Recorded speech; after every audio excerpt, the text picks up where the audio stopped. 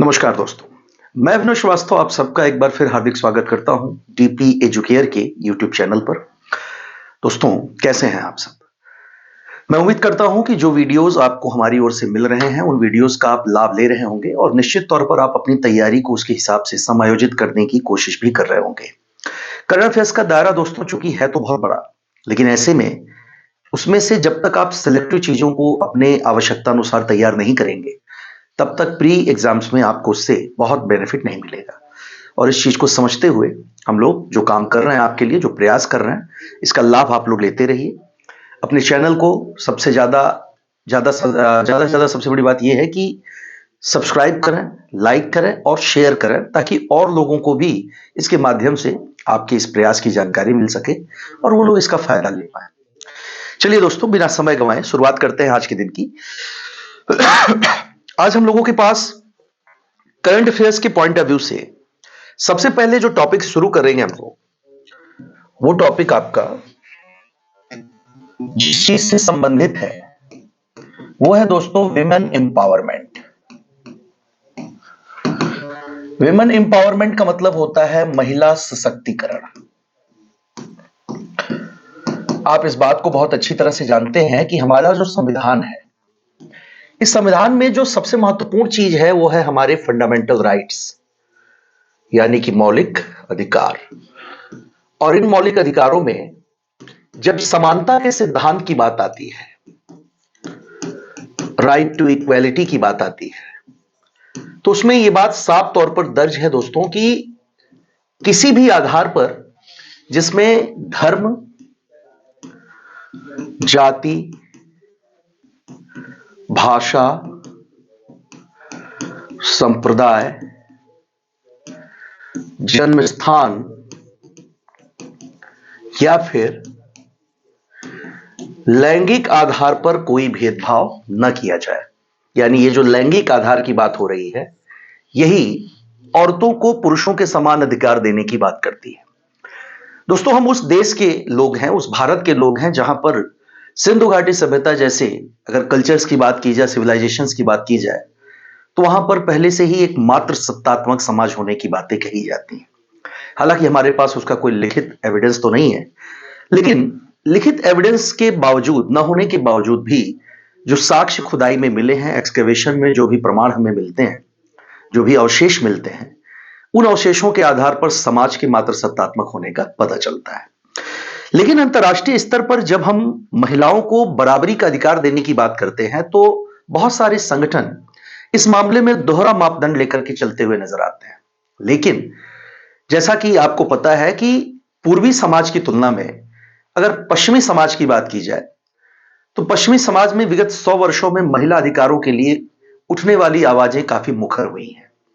अगर ईरान की बात की जाए, तो ईरान में हिजाब विवाद को लेकर के जिस तरह से लंबे समय से महिलाएं अपने अधिकारों के लिए आवाजें उठाती हुई नजर आ रही हैं, वो भी आप लोगों ने निश्चित तौर पर सुना और देखा भी होगा। और इन्हीं सारी चीजों में एक अधिकार जिसको लेकर के इस समय चर्चा है, वो चीज है दोस्तों गर्भपात, यानी अबॉर्शन का अधिकार।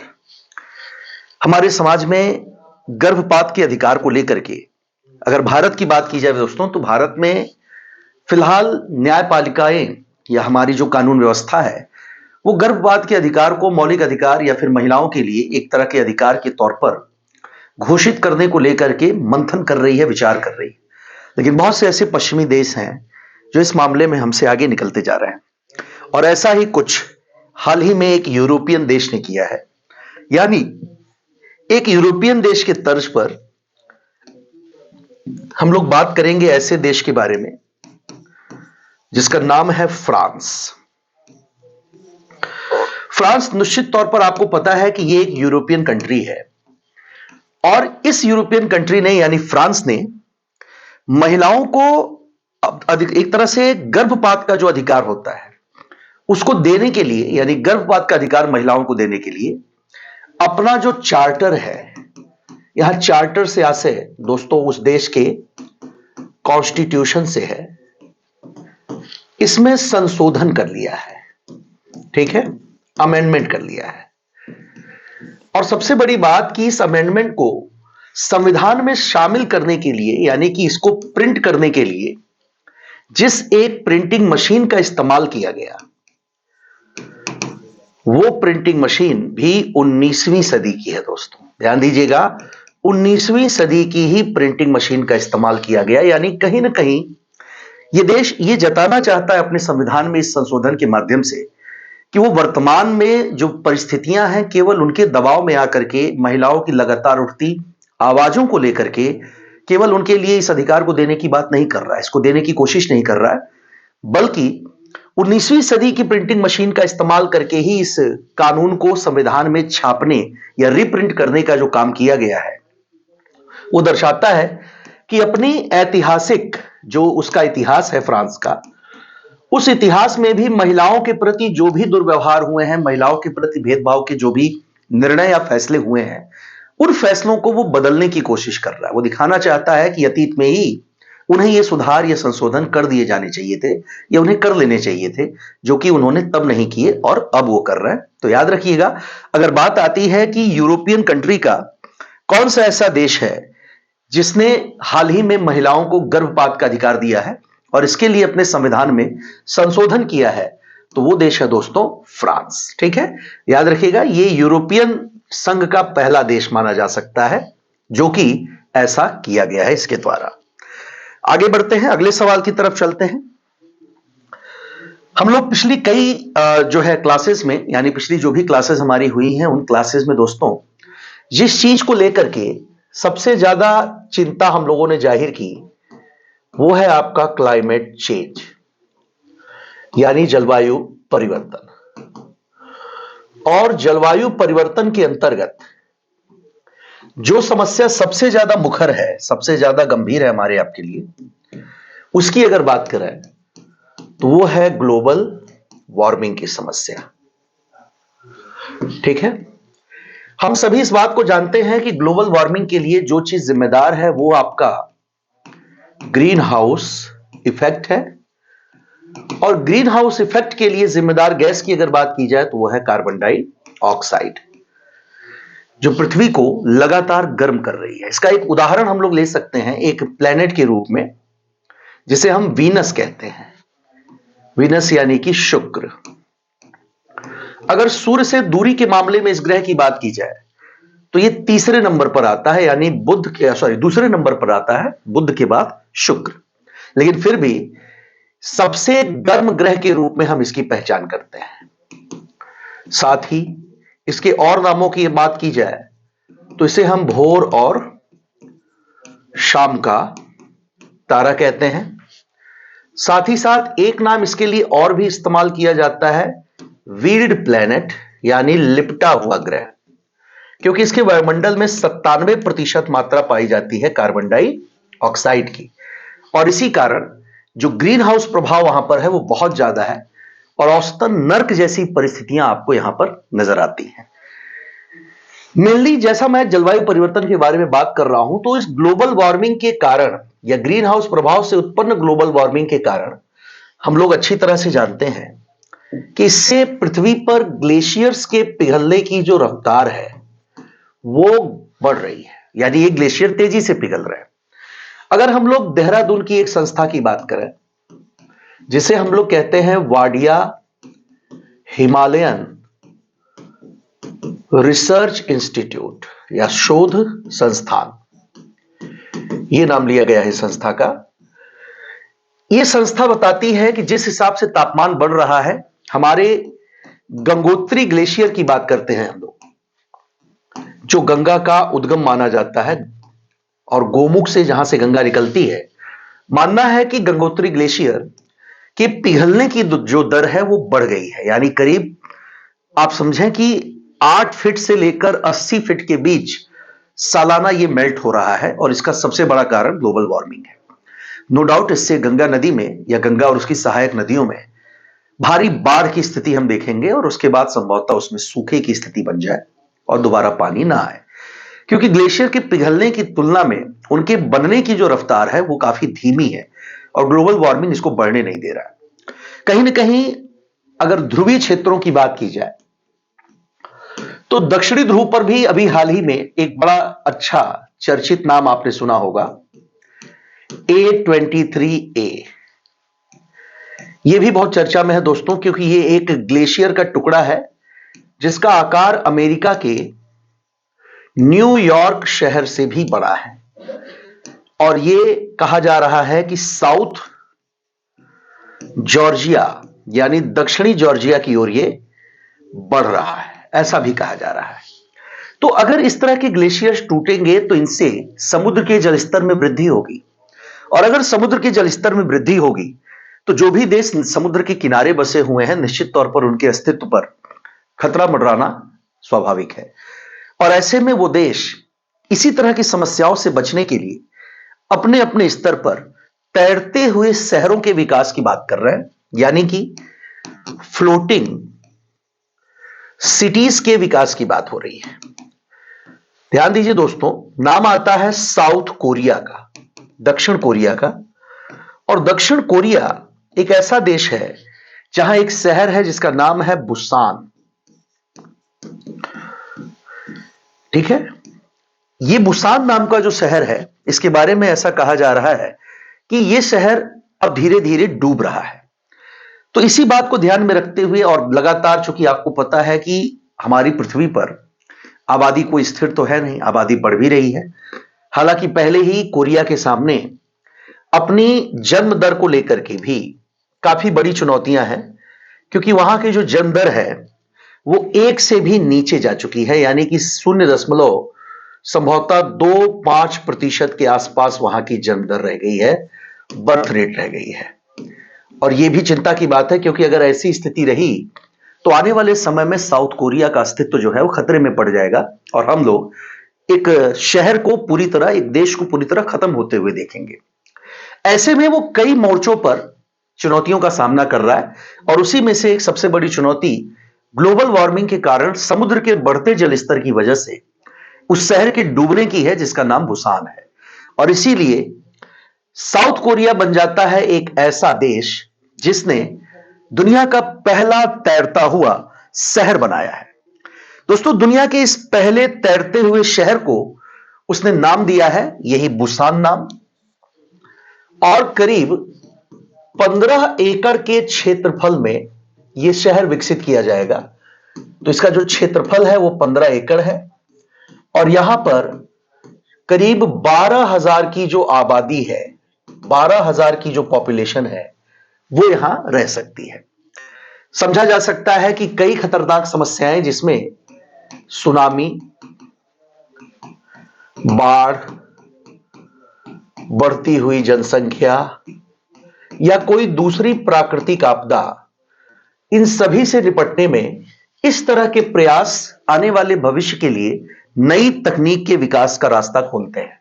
और अगर यह प्रयोग पूरी तरह सफल रहता है, जैसा कि आपको पता है कि हम लोगों को दुबई के आसपास भी ऐसा ही एक कृत्रिम द्वीप नजर आता है जिसे हम लोग पाम आइलैंड कहते हैं, जो ताड़ के पत्ते की शक्ल में बनाया गया है दोस्तों। और यह भी एक कृत्रिम द्वीप है, यानी इसको भी एक आर्टिफिशियल आइलैंड कहा जाएगा। तो यह प्रयोग दुनिया में कौन कर रहा है इस समय? यह प्रयोग कर रहा है साउथ कोरिया। और साउथ कोरिया ने जिस शहर को डेवलप किया है, पहला तैरता शहर दुनिया का, वो बुसान है। क्षेत्रफल की अगर बात करें तो 15 एकड़ का क्षेत्रफल है इसका, और जहां पर रहने वाली आबादी की बात होगी तो 12,000 लोग जो है वहां पर निवास कर सकते हैं। ठीक है, चलिए अगले प्रश्न की ओर चला जाए। तीसरे सवाल की ओर चलते हैं दोस्तों। बात करते हैं इजराइल और फिलिस्तीन की लड़ाई के बारे में। इजराइल और फिलिस्तीन। दोस्तों, गाजा पट्टी में इजराइल के द्वारा किए गए हमलों की वजह से अब तक हजारों की तादाद में लोगों की मौत हो चुकी है, और लाखों ऐसे हैं लोग जिन्होंने अपना स्थान छोड़ दिया, अपना देश छोड़ दिया, अपना जन्म स्थान छोड़कर वो कहीं और जाने के लिए मजबूर है। ऐसे में यूनाइटेड नेशन पहले ही कह चुका है कि ये 21वीं सदी के एक लार्जेस्ट माइग्रेशन के तौर पर देखा जाना चाहिए, यानी सबसे बड़े स्थानांतरण के तौर पर इस घटना को देखा जाना चाहिए। और यही कारण है कि इजराइल को हाल ही में जो नेशन ऑफ शेम के रूप में शामिल कर लिया गया, उसे नेशन ऑफ शेम, इसमें शामिल किया गया इजराइल को। रीजन क्या है दोस्तों, कि आपको यह पता है कि इजराइल ने जो हमले किए हैं फिलिस्तीन में, और उसमें गाजा पट्टी में जो हमले हुए हैं, उससे मरने वाले में यानी मृतकों की जो संख्या है उनमें काफी संख्या बच्चों की है। और बच्चे आपको पता है कि किसी भी देश के भविष्य का आधार होते हैं, और उस देश का भविष्य उन्हीं बच्चों के कंधों पर टिका होता है, जिनमें संभवतः पता नहीं कितनी संभावनाएं छिपी हो, और वो आने वाले समय में न केवल उस देश का बल्कि दुनिया के लिए भी बहुत कुछ कर सकें, इसकी संभावना होती है। लेकिन अगर इन हमलों में 40,000 से ज्यादा बच्चों की मौत हो गई, तो निश्चित तौर पर जो भी देश इसके लिए जिम्मेदार है, मैं समझ सकता हूं, और आप भी इस बात को जानते हैं, पूरा अंतर्राष्ट्रीय समुदाय इस बात को जानता और मानता है कि हर देश को अपनी संप्रभुता और अपनी सुरक्षा का अधिकार है। लेकिन अपनी सुरक्षा के लिए बेगुनाहों की जान लेना यह कहीं से भी उचित नहीं है, ये जानते हुए कि उनकी कार्यवाही जो होगी ये और ज्यादा स्थिति को आने वाले भविष्य में खराब करेगी। तो मुझे लगता है कि इजराइल को अपनी इस रणनीति पर विचार करना चाहिए। और जैसा आपको पता है कि पहले ही अमेरिका के जो नवनिर्वाचित राष्ट्रपति हैं डोनाल्ड ट्रंप, वो इस बात की प्रतिबद्धता जाहिर कर चुके हैं कि उनका उद्देश्य युद्धों को आगे बढ़ाना नहीं, बल्कि युद्धों को रोकना होगा। और उम्मीद है कि जनवरी में जब 2025 में वो शपथ ग्रहण करके सत्ता में प्रभावी रूप से आ जाएंगे, उस समय शायद इस युद्ध को रोकने के कुछ और रास्ते खुल जाए, या इन हमलों को रोकने को लेकर हाल ही में जो संधि या समझौते होते नजर आ रहे हैं, ऐसा लग रहा है कि हो सकता है कि आने वाले भविष्य में ये युद्ध रुक जाए। इन सारी बातों के बीच में जो सबसे महत्वपूर्ण सवाल है दोस्तों, उसकी भी चर्चा करते हैं। आप जानते हैं कि कुछ यूरोपियन कंट्रीज ऐसी हैं जो कि फिलिस्तीन का सहयोग कर रही हैं, इसका समर्थन कर रही है। यह बात आप अच्छी तरह से जानते हैं। खासकर इसमें अगर यूएसए की बात की जाए तो यूएसए तो फिलहाल इजराइल के पक्ष में है, लेकिन कुछ खास देशों की अगर बात करें तो इसमें 3 यूरोपियन कंट्रीज का नाम मैं लेना चाहूंगा। ऐसे 3 यूरोपियन कंट्रीज जिन्होंने फिलिस्तीन को एक राज्य के रूप में मान्यता दे दी है, यानी कि राज्य के रूप में मान्यता देने वाले देशों में पहला नाम नॉर्वे का, दूसरा नाम जो है आपका वो आयरलैंड का है, और तीसरा जो नाम है दोस्तों वो है आपका स्पेन का। यानी नॉर्वे, आयरलैंड और स्पेन, इन तीनों देशों ने फिलिस्तीन को मान्यता दी है दोस्तों स्टेट के रूप में, यानी राज्य के रूप में। देखा जाए तो इसके दूरगामी प्रभाव क्या हो सकते हैं, इस बात को लेकर के भी आपके मन में जरूर सवाल उठेगा कि इससे फर्क क्या पड़ेगा। तो फर्क यह पड़ेगा दोस्तों कि यूनाइटेड नेशन या संयुक्त राष्ट्र जिसे हम लोग कहते हैं, यूनाइटेड नेशन जैसे मंचों पर फिलिस्तीन को आवाज उठाने में कहीं ना कहीं अंतर्राष्ट्रीय स्तर पर सहयोग और प्रोत्साहन दोनों मिलेगा। और यह इस बात का भी प्रमाण है कि फिलिस्तीन पर होने वाले हमलों में मारे गए बच्चों के लिए जो अंतर्राष्ट्रीय स्तर पर संवेदनाएं हैं, उन संवेदनाओं की वजह से न केवल फिलिस्तीन को अंतर्राष्ट्रीय सहयोग भी आने वाले भविष्य में मिलेगा, बल्कि वो अपने ऊपर किए जा रहे हमलों की जो उसका विरोध कर रहा है, उसको लेकर के जो उसकी आवाज उठा रहा है, वो भी काफी हद तक सुनी जाएगी और बढ़ेगी।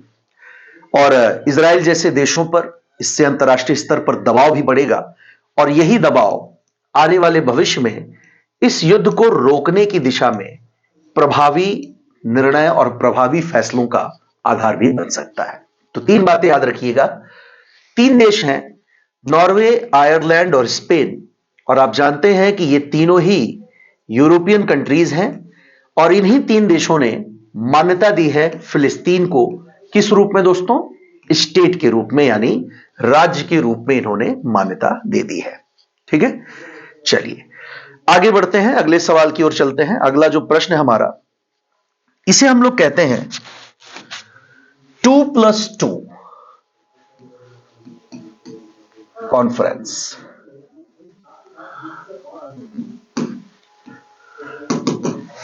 2+2 कॉन्फ्रेंस, जिसको अभी अगर हाल के दिनों में देखा जाए तो 2018 की मैं बात करूंगा। ये वर्ष है 2018, जब पहली बार ये 2+2 कॉन्फ्रेंस, ये नाम, ये टर्म पहली बार सामने आया था।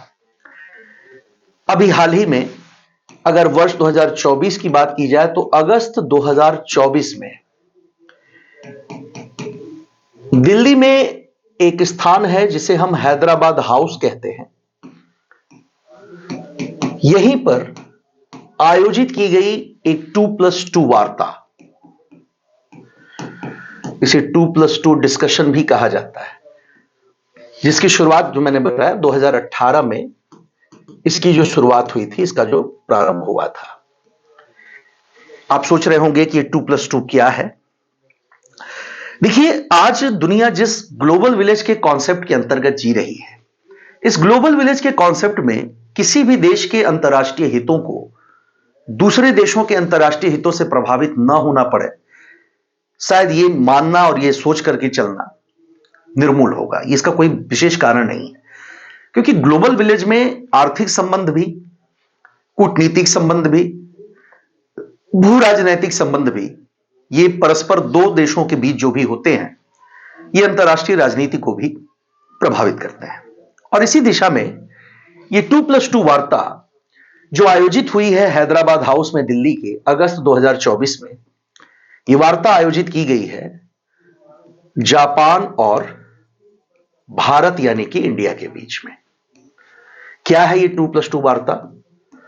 इस 2+2 वार्ता में दोस्तों दो अलग अलग मंत्री, जैसे होता क्या है कि द्विपक्षीय जब भी बातचीत होती है तो द्विपक्षीय बातचीत में दोनों देशों के विशेषकर जो मंत्री होते हैं, जो अंतर्राष्ट्रीय संबंधों के, अगर जैसे मान लेते हैं आर्थिक संबंधों की बात हुई तो दोनों देशों के जो फाइनेंस मिनिस्टर होते हैं वो लोग अपनी मुलाकात करते हैं। बात अगर डिफेंस से जुड़ी है तो दोनों देशों के जो रक्षा मंत्री होते हैं वो साथ आते हैं। अगर बात उनके कूटनीतिक संबंधों की है तो कूटनीतिक संबंधों के मामले में दोनों देशों के विदेश मंत्री जो है आपस में बातचीत करते हैं। लेकिन आज की स्थिति यह है कि वैश्विक परिदृश्य में आर्थिक, रक्षात्मक और कूटनीतिक संबंध ये सारे आपस में जुड़े हुए हैं। अगर किसी देश के साथ हमारा आर्थिक संबंध बेहतर नहीं है तो निश्चित तौर पर अन्य क्षेत्रों में सहयोग और कोऑपरेशन को बढ़ाने की जो संभावना होती है वो भी घट जाएगी। और इसी दिशा में 2+2 वार्ता जो है, इसकी स्टार्टिंग जो की गई वो 2018 में की गई, जैसा मैंने बताया। और 2018 में जो 2+2 वार्ता हुई, इसमें होता क्या है, एक होता है दोस्तों विदेश मंत्री, प्लस दूसरा जो होता है वो होता है रक्षा मंत्री। यानी किसी दो देश के, जैसे अगर ये बैठक मान लीजिए जापान और इंडिया के बीच अगस्त 2024 में हैदराबाद हाउस में हुई है दिल्ली में, तो इस बैठक में भारत और जापान दोनों देशों के विदेश मंत्री और रक्षा मंत्रियों की आपसी चर्चा हुई, जहां दोनों देशों ने विदेश मामलों से जुड़े विषयों पर और रक्षा से जुड़े विषयों पर न केवल पारस्परिक सहयोग को बढ़ाने के संबंध में विमर्श किया होता है, बल्कि इससे निकलने वाले निष्कर्षों को केवल फाइलों में रहने के बजाय उसे धरातल पर उतारने की कोशिशें भी की जाती हैं। और यह दिखाता है कि हम उन देशों के साथ जिनके साथ अपने आर्थिक और रक्षात्मक संबंधों को बेहतर बनाना चाहते हैं, उनसे एक साथ एक ही मंच का इस्तेमाल करके दोनों मुद्दों पर बात कर सकते हैं। 2018 में जब इसकी शुरुआत हुई थी, उस समय यही 2+2 वार्ता आयोजित की गई थी जिस देश के बीच में, उसमें एक तो भारत था और जो दूसरा देश था वो यूनाइटेड स्टेट्स ऑफ अमेरिका था, इन दोनों के बीच में। और ऐसे में कहा जा सकता है कि जो अमेरिका है, यूएसए जो है, ये भारत का सबसे पुराना और एक महत्वपूर्ण 2+2 साझीदार या पार्टनर है। और अब जो अगस्त 2024 में यही सम्मेलन हुआ है वो दो देशों के बीच हुआ, जिसमें एक देश आपका जापान है और जो दूसरा देश है वो आपका भारत है। हालांकि भारत के इस तरह के संबंध अन्य देशों के साथ भी हैं दोस्तों, जिसमें अगर बात की जाए तो अल्जीरिया का नाम आता है, रशिया की बात भी करेंगे, बांग्लादेश की बात करेंगे, सऊदी अरब की बात करेंगे, और जैसा यहां देख रहे हैं यूएसए और जापान जैसे देश भी इसमें शामिल हैं। यानी अगर संख्या की बात की जाए तो वर्तमान में 9 देश ऐसे हैं जिनके साथ हम लोग इस तरह के 2+2 कॉन्फ्रेंस करते हैं, जिसमें एक नाम और ले लीजिए, इजिप्ट का भी नाम इसमें लिया जा सकता है। तो अल्जीरिया है, रशिया, बांग्लादेश 3, सऊदी अरब 4, अमेरिका 5, जापान 6, इजिप्ट आपका 7 है। उसके अलावा अगर 8वें देश की बात की जाए तो 8वां देश जो है दोस्तों वो चाइना है, और 9वां जो देश है वो दक्षिण अफ्रीका है। ठीक है, चाइना, यूएसए तो है ही, चाइना एंड साउथ अफ्रीका। यह भी आपके लिए प्रश्न हो सकता है कि वर्तमान में 2+2 वार्ता में भारत के कुल कितने साझीदार देश हैं। तो वर्तमान में भारत के साझीदार देशों की जो संख्या है वो 9 है। ठीक है, फिर से मैं दोहरा देता हूं नाम आपको 9 का। पहला नाम अल्जीरिया का, रशिया, बांग्लादेश, सऊदी अरब, अमेरिका, जापान, इजिप्ट, चाइना और दक्षिण अफ्रीका। ये सारे 9 देश हैं जिनके साथ भारत इस समय 2+2 कॉन्फ्रेंस कर रहा है, और इसके माध्यम से दोनों देशों के बीच रक्षात्मक और विदेश संबंधों को सुधारने की जो है कोशिशें वो भी जारी हैं, वो भी चल रही हैं। ठीक है, चलिए अगले सवाल की ओर चलते हैं दोस्तों। बात करते हैं एक हीरे के बारे में। हीरा जिसे कोहिनूर के नाम से जाना जाता है। आपको पता है दोस्तों कि कोहिनूर शब्द जो है, अगर इसको हिंदी में लिखा जाए तो इसे कहते हैं कोह ए नूर, और कोह ए नूर का मतलब होता है रोशनी का पहाड़। ठीक है, यह नाम इस हीरे के लिए किसने प्रयोग किया था, यह भी कई बार सवाल के तौर पर पूछा जाता है। तो आपको पता है ईरान का नेपोलियन एक नाम आता है, ईरान का नेपोलियन। यह नाम हम लोग किसके लिए इस्तेमाल करते हैं? तो ईरान का नेपोलियन शब्द जो इस्तेमाल किया जाता है, यह किया जाता है नादिर शाह के लिए।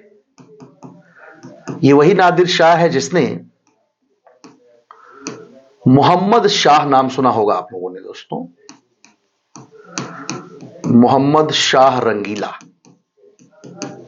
रंगीला उसका उपनाम है, और ये उन गिने चुने अंतिम मुगल बादशाहों में से एक है जिसके बारे में कुछ अच्छे शब्द कहे जा सकते हैं।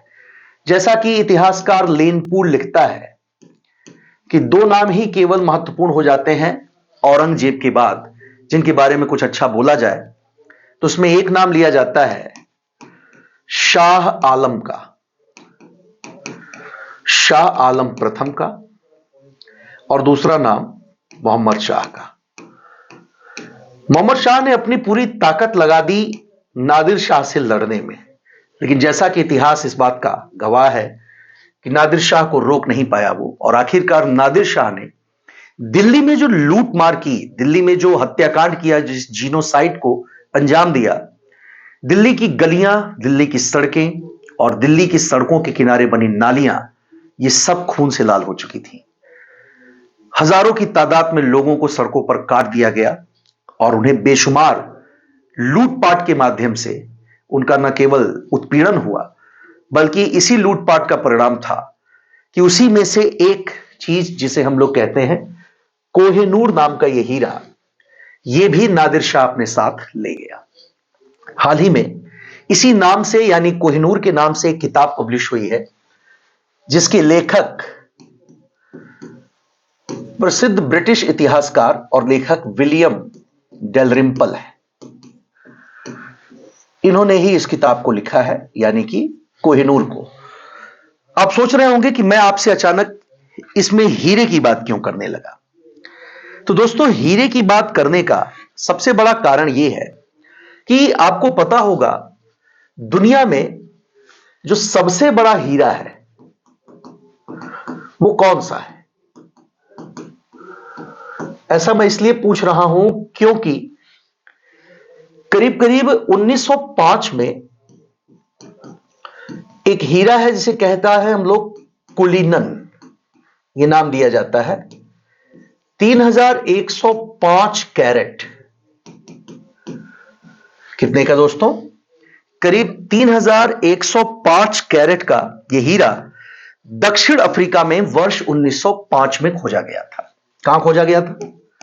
दक्षिण अफ्रीका में खोजा गया था। जैसा मैंने बताया, इसे खोजा गया था वर्ष 1905 में, और यह है विश्व का सबसे बड़ा हीरा। अब इसी क्रम में जो सवाल हमारे आपके लिए है वो क्या है? सेकेंड लार्जेस्ट डायमंड, जिसे अभी हाल ही में अफ्रीकन कॉन्टिनेंट के ही एक देश में खोजा गया।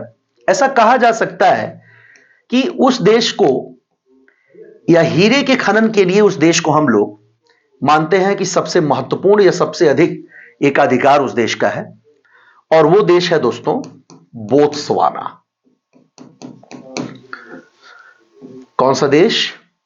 बोत्सवाना, जो कि एक अफ्रीकन कंट्री है। ऐसा माना जा रहा है कि बोत्सवाना जो है वो दुनिया में सबसे बड़ा हीरा उत्पादक है, और इसी देश में एक डायमंड का खनन करने वाली कंपनी है, और यह कंपनी जो है एक्चुअल में कनाडा की है दोस्तों, और इसका जो नाम है वो है लुकारा डायमंड। क्या नाम है इसका? लुकारा डायमंड नाम है इसका, ठीक है। और जैसा मैंने बताया ये कंपनी कहां की है? तो ये कंपनी जो है वो कनाडा की है। हीरा, जैसा मैंने कहा कि सबसे बड़ा अगर हीरा उत्पादक देश पूछता है तो आप नाम किसका लेंगे? तब आप लोग नाम लेंगे बोत्सवाना का, जो कि एक अफ्रीकन कंट्री है। और इसी अफ्रीकन कंट्री में ढूंढा गया अभी हाल ही में अगस्त 2024 में ही दुनिया का दूसरा सबसे बड़ा हीरा, जो अगस्त 2024 में 2492 कैरेट का, और 2492 कैरेट का यह हीरा दुनिया में दूसरा सबसे बड़ा हीरा है। अगर यह भी मान लीजिए प्रश्न आपके लिए आ जाता है कि इसे दक्षिण अफ्रीका की किस खदान से निकाला गया, तो इसका उत्पादन जो किया गया वो कैरो खदान से किया गया है, ठीक है, यह ध्यान रखिएगा, कैरो खदान से। यह कैरो खदान बोत्सवाना का हीरा उत्पादन के मामले में सबसे बड़ा खदान भी है, और बोत्सवाना की बात जहां तक है तो यह दुनिया में हीरा का सबसे बड़ा उत्पादक देश है, और कनाडा की खनन कंपनी लुकारा डायमंड ने इसका उत्खनन किया है। तो दुनिया का दूसरा सबसे बड़ा हीरा जो खोजा गया वो आपका कहां खोजा गया? बोत्सवाना में। पहला हीरा जैसा मैंने बताया कब खोजा गया था? तो 1905 में, जिसका नाम क्या रखा गया? कुलिनन डायमंड रखा गया है, और यह कुलिनन डायमंड 3105 कैरेट का है, जिसे दक्षिण अफ्रीका से निकाला गया था।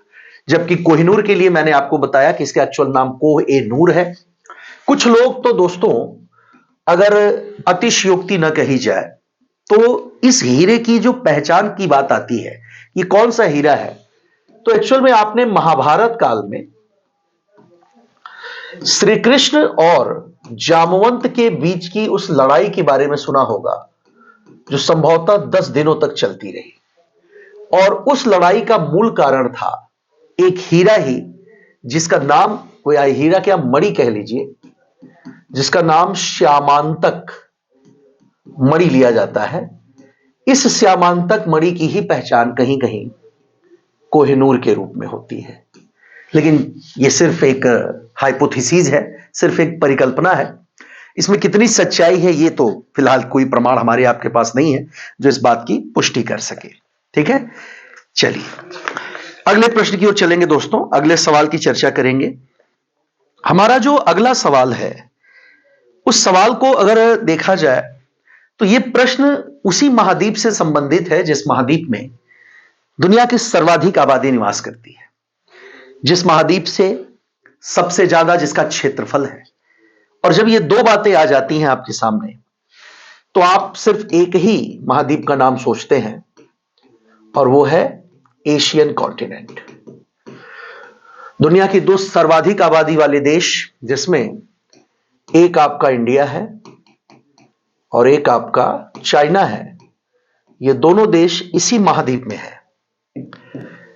और इस महाद्वीप में मौजूद देशों के विकास आदि की बात की जाए तो हम सब जानते हैं कि एक संगठन जिसे कहा जाता है ब्रिक्स, ब्रिक्स संगठन में दोस्तों ब्राजील, रशिया, इंडिया और चाइना, प्रारंभ में केवल यही 4 सदस्य थे। लेकिन वर्ष 2010 में इसमें शामिल किया गया साउथ अफ्रीका को, और इस तरह से साउथ अफ्रीका के शामिल होने के बाद इस संगठन का जो नाम है वो ब्रिक्स पड़ गया। ठीक है, तो साउथ अफ्रीका कब शामिल हुआ ब्रिक्स संगठन में? 2010 में शामिल हुआ था। अभी हाल ही में आपको पता है कि ब्रिक्स की बैठक आयोजित की गई थी, और ब्रिक्स की इस बैठक में, जैसा आपको पता है कि यह बैठक हुई कहां थी? वर्ष 2024 में। ब्रिक्स की यह बैठक जो है 2024 में कहां हुई थी दोस्तों? ये आपके लिए एक प्रश्न हो सकता है, इसका जवाब आप ढूंढेंगे, मुझे उम्मीद है।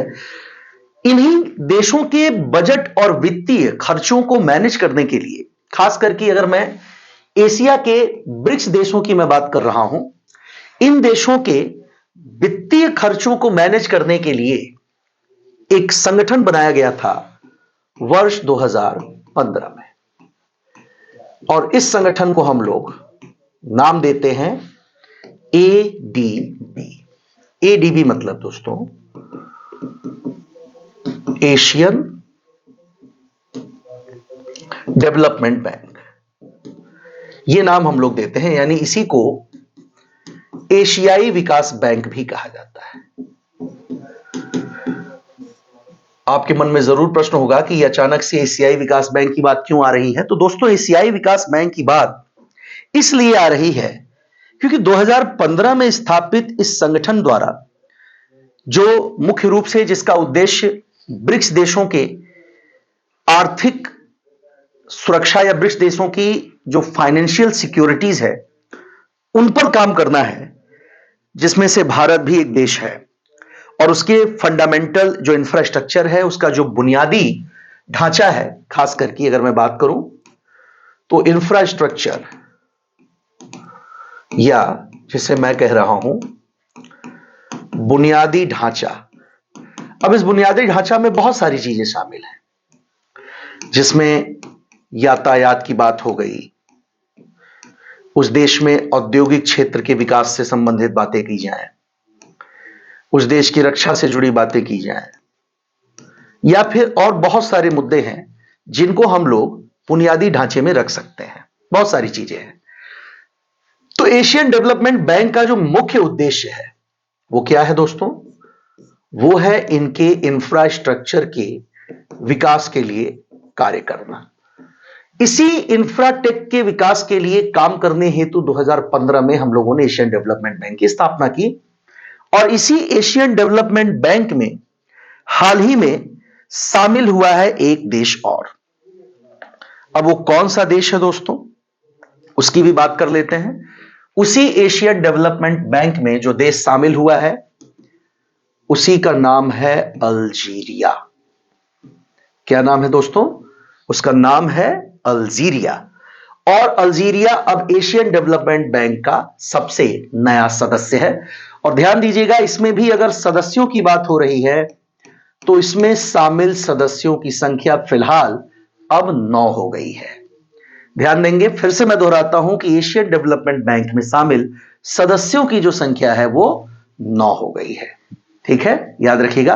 और सबसे नया सदस्य जो जुड़ा है वो कौन है? अल्जीरिया है। अगर वो 9 देश कौन है जिनकी मैं बात कर रहा हूं, तो अभी पिछले वीडियो में मैंने आपको कुछ देशों का नाम बताया था जिनके बीच में भारत और देखा जाए और उनके बीच में यही 2+2 वार्ता जो होती है वो हुई है। तो ये जो 9 देश हैं दोस्तों, इन 9 देशों का नाम आप ले सकते हैं। अल्जीरिया, रशिया, बांग्लादेश, सऊदी अरब, यूएसए, जापान, इजिप्ट, चाइना और साउथ अफ्रीका। ये सभी जो हैं ये फिलहाल इसके यानी कि न्यू डेवलपमेंट बैंक के सदस्य वर्तमान में बन गए हैं। ठीक है, ये याद रखना है आपको। चलिए अगले सवाल की ओर चलेंगे। अगला सवाल जो है वो काफी छोटा है, छोटा सा प्रश्न है, और यह प्रश्न भी उनके लिए ज्यादा आसान हो जाएगा जिनका सब्जेक्ट ज्योग्राफी है। दोस्तों, अगर हम इंटरनल स्ट्रक्चर की बात करते हैं पृथ्वी के, तो पृथ्वी के इंटरनल स्ट्रक्चर में कुछ खास घटनाएं होती हैं जिनको हम लोग प्लेट टेक्टोनिक्स कहते हैं, जिसे हिंदी में प्लेट विवर्तनिकी के नाम से भी जाना जाता है। और इस प्लेट विवर्तनिकी में ये प्लेट नाम का जो वर्ड हम देख रहे हैं, ये प्लेट शब्द जिस आदमी ने सबसे पहले विकसित किया था उनका नाम है टीजो विल्सन। और प्लेट विवर्तनिकी सिद्धांत की बात की जाएगी तो वो सिद्धांत देने वाले भूगोल शास्त्री हैरी हेस थे। और प्लेट विवर्तनिकी की वजह से ही हमें पता है कि महाद्वीपीय विस्थापन होता है, और महाद्वीपीय विस्थापन को कॉन्टिनेंटल ड्रिफ्ट कहा जाता है। इस सिद्धांत के जनक जो हैं वो अल्फ्रेड वैगनर जो हैं माने जाते हैं। ठीक है, चूंकि आपको पता है कि प्लेट विवर्तनिकी की वजह से ही 2 खास प्राकृतिक घटनाएं होती हैं, और इन प्राकृतिक घटनाओं में पहली घटना है वोल्केनिक इरप्शन की। वोल्केनिक इरप्शन का मतलब होता है ज्वालामुखीय उद्गार। और दूसरी घटना होती है सिस्मिक एक्टिविटी। और सिस्मिक एक्टिविटी में हम नाम ले सकते हैं भूकंपीय घटनाओं का। ठीक है, ये दोनों बातें याद रखिएगा। अब प्रश्न यह है कि चूंकि इस प्लेट विवर्तनिकी की वजह से महाद्वीपीय विस्थापन होता है और कई बार प्लेटों के शिफ्ट होने की वजह से कई नए धरातल जो है वो ऊपर आ जाते हैं, यानी महासागरों के गर्भ से निकल करके जमीन का कोई टुकड़ा ऊपर आ जाता है, और उसी को हम लोग एक तरह से कॉन्टिनेंट कह देते हैं। जैसा कि आपको पता है कि इस समय हम लोग एक कॉन्टिनेंट की बात कर रहे हैं जिसका नाम है जीलैंडिया। और जीलैंडिया जो है ये नया महाद्वीप हो सकता है जो फिलहाल ऑस्ट्रेलिया और देखा जाए तो एशिया के बीच में, साउथ एशिया के बीच में कहीं मौजूद है। इसी तरह से 2 और देश हैं दोस्तों, जिसमें एक का नाम है कनाडा और एक का नाम है ग्रीनलैंड। 2 देश, एक नाम आप ले लेते हैं कनाडा का और दूसरा नाम हम ले लेते हैं ग्रीनलैंड का। आप जानते हैं कि ग्रीनलैंड का नाम ग्रीनलैंड भले ही हो, लेकिन यह पूरी तरह से बर्फ से ढका हुआ है। और इसके कई नामों में एक नाम भी बड़ा चर्चित है, वो नाम है कल्लालित नुनात का। ध्यान दीजिएगा, ये नाम जो है ग्रीनलैंड का इस्तेमाल किया जाता है। और इसी कनाडा और ग्रीनलैंड के बीच में एक स्ट्रेट पाया जाता है जिसे हम लोग जल डमरू मध्य कहते हैं। वो नाम है दोस्तों, जिसका नाम डेविस स्ट्रेट है। इसी डेविस स्ट्रेट में ढूंढा गया है दोस्तों दुनिया का सबसे पहला माइक्रो कॉन्टिनेंट। माइक्रो कॉन्टिनेंट का मतलब होता है कि जिसका जो विस्तार है या जिसकी जो क्रस्ट की मोटाई है वो बहुत ज्यादा नहीं होती है। करीब 19 किलोमीटर से लेकर 25 किलोमीटर की बहुत पतली परत होती है, जो कि इस दोनों महाद्वीपों के बीच में, इन दोनों क्षेत्रों के बीच में ये भूकंपीय या भूगर्भीय घटनाओं के भूगर्भीय प्लेट विवर्तनिकी के परिणाम स्वरूप सतह के ऊपर आने की वजह से ऐसा हुआ है। इसका जो नाम दिया गया है दोस्तों, वो है आपका डेविस स्ट्रेट प्रोटो। क्या नाम दिया गया है दोस्तों? इसे नाम दिया गया है Davis Strait proto micro continent. क्या नाम दिया गया? Davis Strait proto micro continent. ठीक है, ये याद रखिएगा।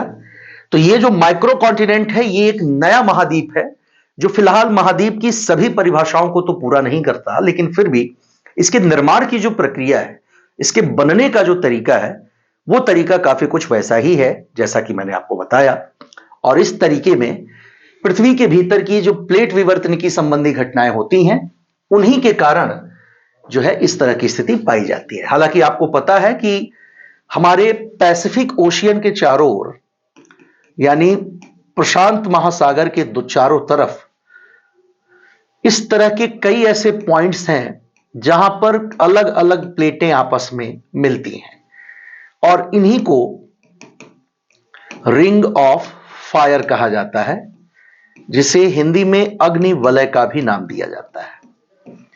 और ये जो अग्निवलय है, यहीं पर दोस्तों दुनिया के करीब 60% से ज्यादा ज्वालामुखी इसी रिंग ऑफ फायर पर पाए जाते हैं और करीब 65% भूकंपीय घटनाएं भी इसी क्षेत्र में होती हैं। ठीक है, ये याद रखना है आपको। तो याद रखिएगा, जो एक बड़ा महाद्वीप में खोजा गया है वो जीलैंडिया है, जबकि जो प्रोटो माइक्रो कॉन्टिनेंट खोजा गया, जो सिर्फ 19 से 25 किलोमीटर मोटी एक परत है मिट्टी जमीन की या चट्टानों की, वो बनी है आपकी कल्लालित नुनात यानी ग्रीनलैंड और कनाडा के बीच में मौजूद डेविस स्ट्रेट या डेविस जलदम्रू मध्य में। और इसका नाम क्या पड़ा? Davis Strait proto micro continent, ये नाम जो है इसको दिया गया है। ठीक है, चलिए दोस्तों, अब अगले सवाल की ओर चलेंगे। और अगला सवाल जो है वो काफी छोटा है। छोटा जो है ये इसलिए क्योंकि बात हो रही है एक शब्द की। शब्द है जिग।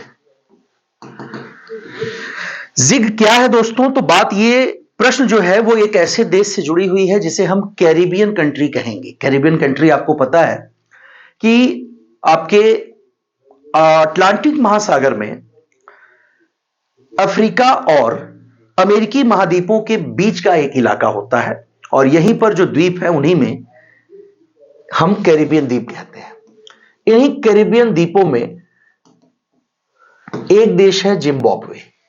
सभी लोग इसका नाम जानते हैं। एक वक्त था कि खेलों के मामले में जिम्बाब्वे काफी, क्रिकेट के मामले में बड़ा प्रसिद्ध देश हुआ करता था और वहां के कुछ प्रमुख खिलाड़ियों में ओलांगा जैसे खिलाड़ियों का नाम लिया जाता है बड़े सम्मान के साथ क्रिकेट की दुनिया में। यह देश यानी जिम्बाब्वे लंबे समय से अपनी इकोनॉमिक अनस्टेबिलिटी से जूझ रहा है। इकोनॉमिक अनस्टेबिलिटी का मतलब आर्थिक रूप से अपनी अस्थिरता का सामना कर रहा है। इसी को हम लोग आर्थिक अस्थिरता कहते हैं। और अगर कोई देश इकोनॉमिक अनस्टेबिलिटी का सामना कर रहा हो तो समझ सकते हैं कि यह उस देश के लिए खासकर इन्फ्लेशन यानी महंगाई, लोगों की क्रय क्षमताओं का घट जाना, साथ ही साथ मांग के अनुरूप सप्लाई का न होना, उत्पादन और मांग या फिर डिमांड और सप्लाई चेन का प्रभावित होना, ये सारी घटनाएं वहां पर हम देख सकते हैं। कह सकते हैं कि जिम्बाब्वे पिछले 25 वर्षों से, यानी जब से ये 21वीं सदी शुरू हुई है, इस समस्या का सामना कर रहा है, आर्थिक अस्थिरता का सामना कर रहा है। और इसी अस्थिरता से निपटने के लिए जिम्बाब्वे ने अपनी नई स्वर्ण समर्थित मुद्रा जारी की है। क्या जारी की है दोस्तों? अपनी स्वर्ण समर्थित मुद्रा जारी की है और इसी स्वर्ण समर्थित मुद्रा को उसने नाम दिया है जिग का। जिग क्या है दोस्तों? इसी को कहा जाएगा जिम्बाब्वे गोल्ड। ठीक है, याद रखेंगे, इसका क्या नाम है? जिम्बाब्वे गोल्ड है। तो जिग जो है ये स्वर्ण समर्थित मुद्रा जारी करने वाला जो देश है वो एक कैरिबियन आइलैंड है, कैरिबियन कंट्री है जिसका नाम है जिम्बाब्वे। और ऐसा उसने किया क्यों है? ऐसा उसने किया है अपने आर्थिक स्थिरता के लिए, यानी अपने समक्ष उत्पन्न आर्थिक समस्याओं के समाधान के लिए जो नई मुद्रा उसने है जारी की है। ठीक है, अब ये कैसे नई मुद्रा इस चीज को व्यवस्थित करेगी, ये एक अर्थशास्त्र का विषय हो जाता है और मैं उम्मीद करता हूं कि आप जरूर ये समझने के लिए अपने स्तर पर प्रयास करेंगे कि कैसे जिम्बाब्वे द्वारा विकसित की गई या जारी की गई नई स्वर्ण मुद्रा जिग जो है उसकी आर्थिक स्थिति को बेहतर बनाने में मदद करेगी। आगे बढ़ते हैं, एक सवाल और देख लेते हैं दोस्तों। भारत और श्रीलंका के बीच आप सभी को पता है कि पुराने संबंध हैं, काफी पुराने संबंध हैं।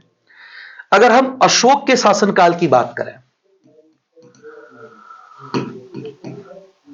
इंडिया एंड श्रीलंका, तो अशोक के शासनकाल में या उसके समकक्ष श्रीलंका में राज करता था एक राजा जिसका नाम था तिस, और यह स्वयं को अशोक के समकक्ष मानता था, यानी अशोक के समकक्ष जो है वो अपने आप को समझता था। ठीक है, श्रीलंका के साथ अगर आप देखें तो रामायण काल के भी प्रसंग जुड़े हुए हैं। इसका मतलब है कि भारत और श्रीलंका के बीच के जो संबंध है वो ऐतिहासिक और सांस्कृतिक दोनों है। इसी सांस्कृतिक और ऐतिहासिक संबंधों को इस समय कई मुद्दे ऐसे हैं जो प्रभावित कर रहे हैं। अभी हाल के दिनों में आपको पता है कि श्रीलंका आर्थिक समस्याओं से जूझ रहा था और उस पर जो कर्ज था वो काफी ज्यादा था। ऐसे में भारत की ओर से उसे बहुत सारे राहत पैकेज दिए गए, यहां तक कि हम लोगों ने ईंधन की सप्लाई भी उनको की और राहत के लिए पूरी तरह से, जैसा मैंने आपको बताया कि भारत सरकार ने और होम मिनिस्ट्री ने भी, मिनिस्ट्री ऑफ एक्सटर्नल अफेयर्स ने भी कई तरह के राहत सामग्री का जो है निर्यात किया, उनको पहुंचाया। अभी हाल के दिनों में भारत और श्रीलंका के बीच मत्स्य अधिकारों को लेकर के एक विवाद सामने आया है। किस चीज को लेकर के दोस्तों? मत्स्य अधिकारों को। चूंकि आपको पता है अभी कुछ दिन पहले हम लोगों ने EEZ वाले कॉन्सेप्ट पर बात की थी, और EEZ वाले कॉन्सेप्ट का मतलब, जिसे मैंने नाम दिया था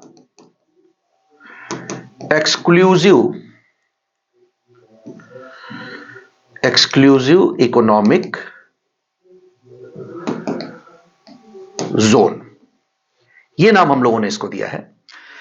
ऐसे में दोनों देशों के लिए अपनी अपनी वास्तविक सीमाओं का निर्धारण करना, खासकर कि EEZ के स्तर पर, थोड़ा मुश्किल हो जाता है।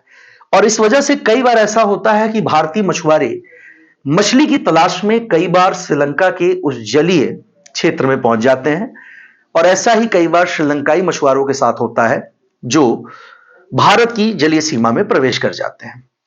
आपको पता है कि दोनों के बीच में ये जो जलीय क्षेत्र है, इस जलीय क्षेत्र को हम लोग कहते हैं पाक जल डमरू मध्य, या पाक स्ट्रेट के नाम से भी इसे जाना जाता है। इसी पाक स्ट्रेट में मौजूद है एक आइलैंड, एक द्वीप, जिसको लेकर के फिलहाल इस समय भारत और श्रीलंका के बीच थोड़ा सा तनाव है। उस द्वीप का जो क्षेत्रफल है दोस्तों, वो है लगभग 285 एकड़ का।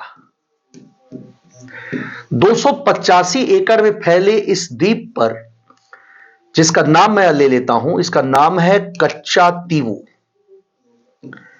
क्या नाम है दोस्तों इसका? इसका नाम है कच्चा तीवू द्वीप।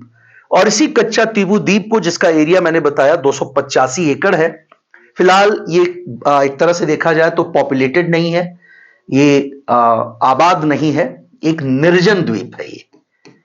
ठीक है, जैसा मैंने कहा कि 285 एकड़ इसका जो क्षेत्रफल है। अगर बात की जाए कि भारतीय तट से इसकी दूरी क्या है, तो भारतीय तट से इसकी दूरी करीब 32 किलोमीटर है दोस्तों। भारतीय तट से इसकी दूरी, ध्यान दीजिएगा, 32 किलोमीटर है। और अगर श्रीलंका की बात की जाए तो श्रीलंका का एक क्षेत्र है जाफना। जाफना से इसकी दूरी जो है वो करीब 62 किलोमीटर पड़ती है। और दोनों ही देश फिलहाल इसी द्वीप को लेकर के आपस में उलझ गए हैं, जहां किस देश का अधिकार है इस द्वीप पर। और सबसे बड़ी बात कि यहां पर शिकार के लिए जाने वाले मछुआरों की जो एक दूसरे की अंतर्राष्ट्रीय जलीय सीमा का उल्लंघन करने जैसे मामले और आरोप बार बार सामने आते हैं। इस समस्या का समाधान होना भी काफी जरूरी है।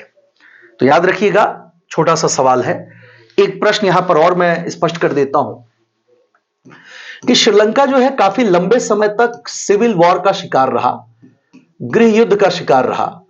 और इस गृह युद्ध में सबसे बड़ा जो नाम आता है वो है लिट्टे का। हालांकि लिट्टे अब एक निष्प्रभावी संगठन बन चुका है, जिसका नेतृत्व प्रभाकरण नाम का व्यक्ति करता था। और आपको पता है कि प्रभाकरण की फिलहाल मृत्यु हो चुकी है। तो इसमें लिट्टे का नाम कभी कभी पूछा जाता है, ध्यान दीजिएगा, लिबरेशन ऑफ तमिल टाइगर इलम।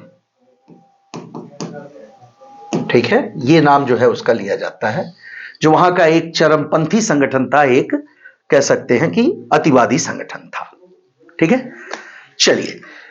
तो दोस्तों, मैं उम्मीद करता हूं कि आपको आज की बातचीत बेहतर ढंग से समझ में आई होगी। और अपने इस 1 घंटे के सेशन में मैंने आपको करीब 7 से 8 महत्वपूर्ण सवाल जो आपके राष्ट्रीय और अंतर्राष्ट्रीय हितों से जुड़े हुए हैं, उनको आप तक पहुंचाने की मैंने कोशिश की। मैं अपने प्रयास में कितना सफल हूं, कितना कामयाब हूं, ये तो आप निश्चित तौर पर मूल्यांकन कर ही रहे होंगे। लेकिन दोस्तों, मैं फिर दोहराता हूं और मैं लगभग हर दिन आपसे ये कहता हूं कि अपने ऊपर विश्वास रखिए और प्रैक्टिस में, अभ्यास में कोई कमी ना रखें, क्योंकि आपके पास बचा हुआ जो समय है वो किसी भी नए कंटेंट को पढ़ने के लिए उपयोगी नहीं है, ठीक नहीं है। तो बजाय कि कुछ नया पढ़ने के, बेहतर होगा कि आप अपने पुराने सिलेबस को ज्यादा से ज्यादा रिवाइज करें, करंट अफेयर्स को भी अपडेट रखें। और आज अपनी इस श्रृंखला में मैंने जैसा आपसे वादा किया था, राष्ट्रीय, अंतर्राष्ट्रीय और साइंटिफिक, कल्चरल, इन सारे मुद्दों से जुड़े करंट अफेयर्स पर मैं आपसे बातें करूंगा। तो मैं कर रहा हूं। डीपी एजुकेशन की जो टीम है वो पूरी तरह से समर्पित है आपकी कामयाबी के लिए, और आगे भी हमारा ये प्रयास इसी तरह से जारी रहेगा। तब तक दोस्तों, स्वस्थ रहिए, सुरक्षित रहिए, अपना ख्याल रखिए, मेहनत करिए और ज्यादा से ज्यादा अपने वीडियो को लाइक, शेयर एंड सब्सक्राइब भी करें, ताकि ज्यादा से ज्यादा लोगों को इसका फायदा मिल सके। जय हिंद दोस्तों।